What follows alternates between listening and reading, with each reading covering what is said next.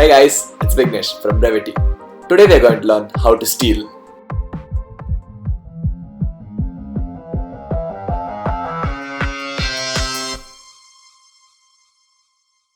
STL stands for Standard Template Library. It contains a myriad of data structures and algorithms that you can just import and quickly and efficiently write code instead of reinventing the wheel again and again.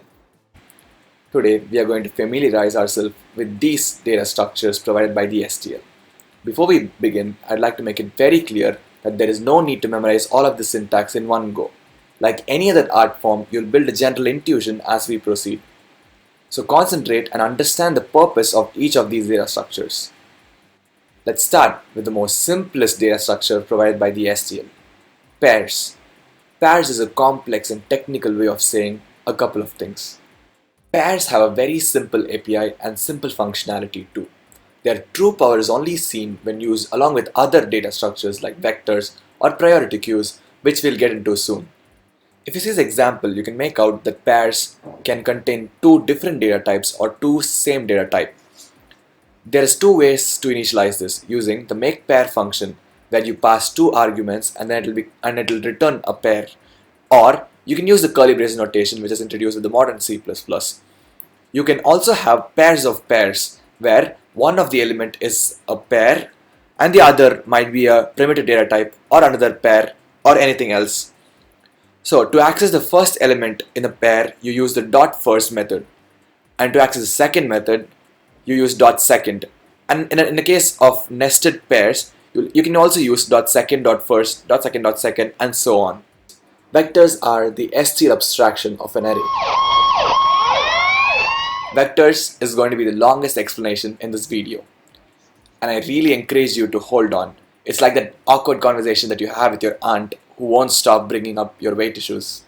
You get it? Yeah, okay, this will be that part of the video. I really request you to hold on, and I promise it'll get much better. Okay, let's get started. Vectors are the STL abstraction of an array. But what is an array? Arrays are contiguously allocated memory spaces, which is a nerdy way of saying reserve the n nearby places or seats for the same type. Do you see the point of this definition?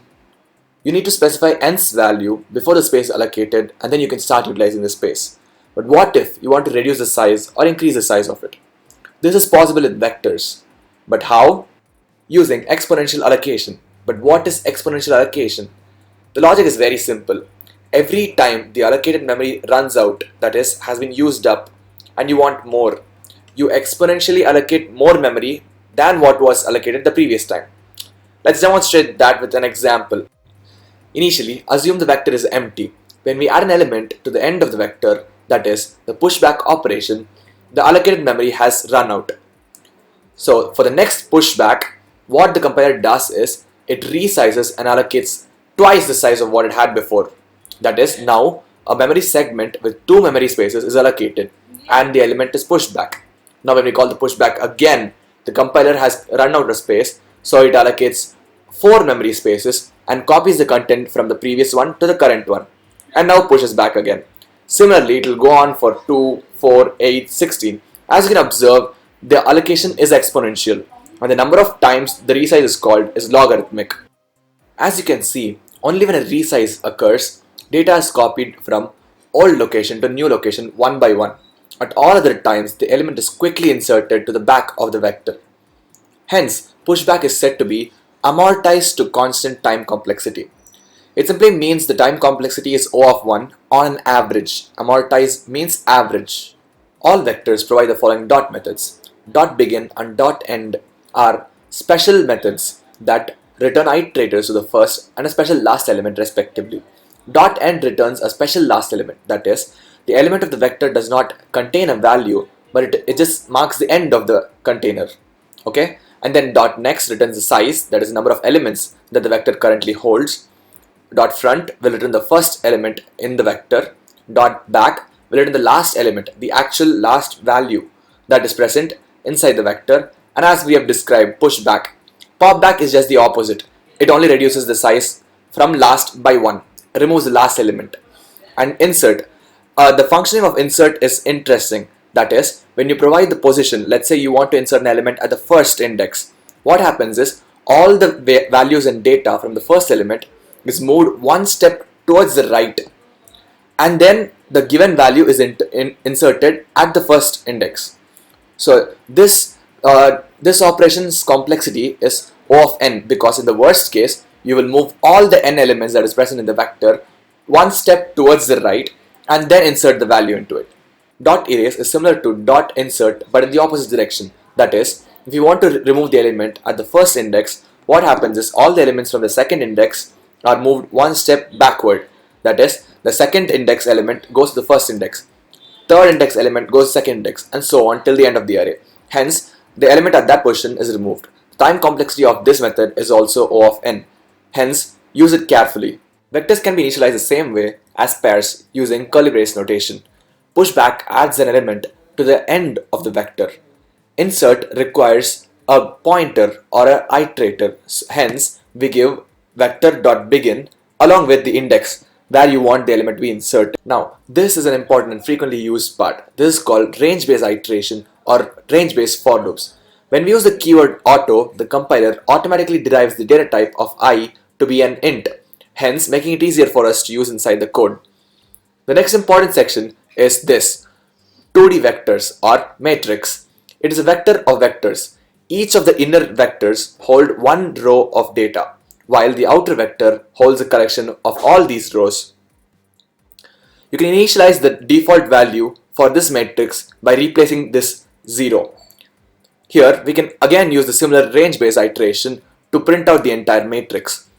One outer for loop is for getting each row of data, and while an inner for loop is to print out the elements present in each row. Hence, you get an output which is similar to this. And that's the end of vectors. From here on, it will be comparatively easier. Up next is DQ. What is DQ? DQ is short for double-ended queues. DQs are implemented using vectors, which means they provide all the functions as vectors along with a few more. Remember how we talked about the exponential allocation for pushback in a vector? Yeah, the same thing happens here, but there is also push front, which follows the same exponential allocation.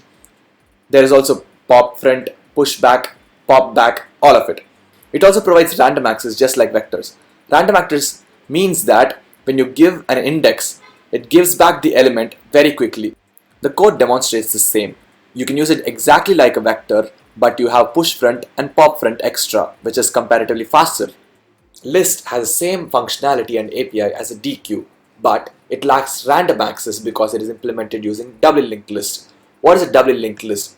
Doubly linked list is very simple, where each of the node will have a next pointer and previous pointer along with the data value. Hence, all of this value does not have to be stored contiguously, that is nearby. For example, you store a node at the address 1000, you can have a next pointer that points towards 1005, 1010 or any other address, and that will store a previous pointer to 1000. Hence, these two are very closely related even though they are at very different locations. Since there is no need to reallocate or move data from one place to another, insertion at the beginning, end and middle is very fast with a time complexity of O of 1. But random access is not possible, hence search takes O of n. A code snippet demonstrates the same. It has the same API as a DQ without random access, that is, pushback, push front, pop front and pop back are same, except there is two new methods, reverse and sort. Queue and list are very similar in their implementation, that is, they are implemented using doubly linked list, hence no random access. The only difference is that the insertion can occur only at the back, that is, only push back, there is no pop back, and deletion can occur only at the front, that is, there is only pop front, no push front. Hence, the API has been slightly modified to accommodate that. This methodology is called FIFO, that is, first in, first out. The API reflects the same. Here's a visual demonstration. The push can occur only at the back and pop can occur only at the front. Hence, the first element to be pushed into the queue is the first element to be popped out of the queue. Hence, FIFO, first in, first out. Repeat to demonstrate how a queue works. Initialize the queue using this and then push values into it. You can access the front using .front and pop. Here's where it differs between a list. The iteration is a little different here. You'll have to use a while loop and constantly keep popping to identify the entire list, or you'll have to do this. Remember, at the end of both iterations, the queue will be empty. Whereas in a list, you can use a range-based iterator because it has begin and end methods. A priority queue has an API very similar to a queue. It is implemented using Fibonacci heaps. It can be configured to max heap or min heap. It is max heap by default. The purpose of priority queue is to get the largest element or the smallest element in a queue at any given point of time. It is very useful in CPU scheduling. Any priority queue has the following functions. Dot size returns the number of elements that the priority queue currently contains. Dot top. Here, if the configuration is max heap, then dot top returns the largest element in the queue. If the configuration is min heap, the dot top returns the smallest element in the queue. At any given point of time, dot top will return the largest or the smallest element in the queue. Dot push. When you perform this operation, the value that you've inserted is appended into the queue. This is a part of a heap. Dot pop removes the largest element and then makes the second largest element as the largest element. It updates it higher up the tree. You don't have to understand this part, but just know how it works. The inner functioning of heaps will not be covered in this video. We might make a future video, but for all practical purposes, you can consider priority queue to be a black box. When you push data into it, it does some operation and maintains a data structure, which contains the largest element at any given point. Hence, to obtain the largest or the smallest depending upon your configuration, that is using the top method, you will have O of 1, a constant time complexity to get the largest element, and pop removes the largest element and makes the second largest element the largest element. This updation takes log n time complexity, and push is also log n complexity. This code snippet demonstrates how similar a priority queue's API is to a queue. Instead of front, you'll have top, whereas the push, the pop, the empty, the top, and the iteration methods are the same for both. A stack is very similar to a queue in its implementation. It can be implemented using double linked list, hence there is no random access. It cannot be iterated. Its API is very similar, except instead of front, there is top. The only difference between them is conceptual, that is, in a queue, an insertion takes place at the back and deletion takes place at the front. Here, in a stack, insertion takes place at the back and deletion takes place at the back. Or, insertion takes place at the front or deletion takes place at the front. To prevent ambiguity, instead of front and back, we refer it commonly as top. This is the visual representation of a stack implemented using double linked list. The top provides the last insert element. If you want to pop it, that will be removed first. If you want to push it, the new element will be inserted and that will now point to top. Since the last inserted element is first removed, it's called LIFO, or last in first out. And with that, we've completed one section. There's only one more, don't worry. Was it really that hard? Or don't worry, you'll have a stroke when you go into the algorithms. An unordered set does not hold any type of order, neither insertion order nor any kind of ascending or descending or value based order. It is very useful for quick lookups where you can check if you've seen a value before or not, does it exist in a set or not, in O of 1, that is constant time complexity. Unordered set provides the following API. Dot size returns the number of elements in the set. Dot insert inserts a given value into the set. If the value is already present in the set, then it is not added, that is, there is no repetitions. Dot count can return either 0 or 1 for an unordered set, that is, it returns the number of occurrences of a given value in the set, which, since due to lack of repetitions, it's either 0 or 1. Dot find returns a dot end pointer if the value is not present in the set. Else, if the value is found, then it returns a pointer which points to that value. Now, we can take this pointer and pass it to dot erase to erase that value from the set. You can also do dot erase and a value to remove the value from the set. Dot clear empty the set, and dot empty returns a true if the size of the set is 0. A simple analogy to compare the unordered set would be a dinner plate. You can quickly look up what is there on the plate and what isn't, and if you can quickly find it, you can also retrieve the value.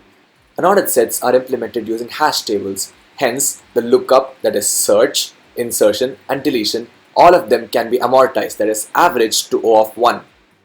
Here's a quick code snippet. You can initialize a set using curly brace notation or insert values like so. There's two styles to find if a value is present in the set, using the dot find or dot count. This dot count works because if an element is not present, it returns 0, which in an if condition accounts to false. So this if condition will not run and the else condition will run. That is how this dot count works. Or you can use dot find, which returns end if the value is not found. Or in all other cases, it will return a pointer that points to some other place. And as usual, there is erase. You can also iterate using a simple range-based for loop. Set has an API which is very similar to an unordered set. It is implemented using red-black trees. It does not have random access, that is, you can't give an index and obtain the value at it. It also has comparatively fast lookups, but insertion, deletion and lookups are all log n since it's a tree-based algorithm. It provides two new functions apart from unordered set, lower bound and upper bound. Lower bound of a given value provides the first element in the set which is greater than or equal to the requested value. The upper bound provides the first element which is greater than the given value in a set. This code snippet demonstrates the set in action. You can insert using the dot insert method, and you can also iterate using a range-based iterator and erase a value from the set. To find a value, you'll get this auto will point to an iterator, and if this iterator is equal to end, it means that that element was not found in the set. Similarly, you also have upper bound and lower bound which provide values exactly as I said. A multiset is very similar to a set, except the only difference is that you can store repetitions in a multiset but not in a set. All three sets are iterable using range-based for loops. An unordered set is very similar to an unordered map. Both are implemented using hash tables. There is no insertion or value-based order which is maintained, and they cannot have repetitions. Now consider this.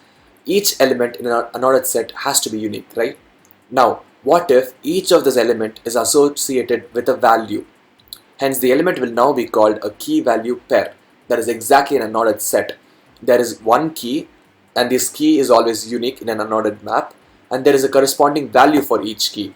That is it. Now, it follows nearly the same API. You can use dot insert, but you'll have to use a pair, or you can use a curly brace notation with a key comma value pair which will be inserted into the unordered map. And find will return a pointer, which will return end pointer if the key is not found in the unordered map. Dot size will return how many mappings are there in the map. Now, despite the insert method, we'll be using the last method more than ever. This will either set or update a given key with the corresponding value. Unordered map is a very powerful data structure. It has constant time complexity for insertion, deletion and updation, whereas map is a tree-based data structure. Hence, insertion, deletion and updation are all log n. This code snippet shows the example. This is a very popular example of counting the number of occurrences of each character in a string, both implemented using maps and unordered maps. When you print the map, it will show each of the keys, which in this case is the letters, in ascending order of their ASCII values. A map is similar to an unordered map in the same way a set is similar to an unordered set. Here, the key maintains ascending order. It is implemented using RBT, where each of the key has a corresponding value. Again, here the key cannot have repetitions. It has comparatively slower lookup, insertion and deletion. It is mostly amortized to log n. This code snippet shows different ways to initialize, insert and update values. One is to use the curly brace notation, which is an array of pairs. The second method is to use make pair to create and insert pairs into the map. The third method is to use the square bracket notation to insert. What happens in this case is, if the key 100 exists, then the value will be updated to 1. If it does not exist, it creates the key 100 and gives it the value 1. You can also iterate using range-based iterators as so, where here x will be automatically interpreted by the compiler to be a pair, where first x.first holds the key while x.second holds the value. And that's the end of STL Crash Course. While this is a very good starting point, I would like to make it very clear that this is not an exhaustive list. It has been crafted keeping general conditions in mind. The STL is vast. There are a lot of links in the description that will contain guides on how to follow further. There is also C++ tricks for power coders and time complexities for different data structures and operations. We leave it up to you to learn the rest. No pressure at all, just your careers and employment at stake. This has been Vignesh. Thank you.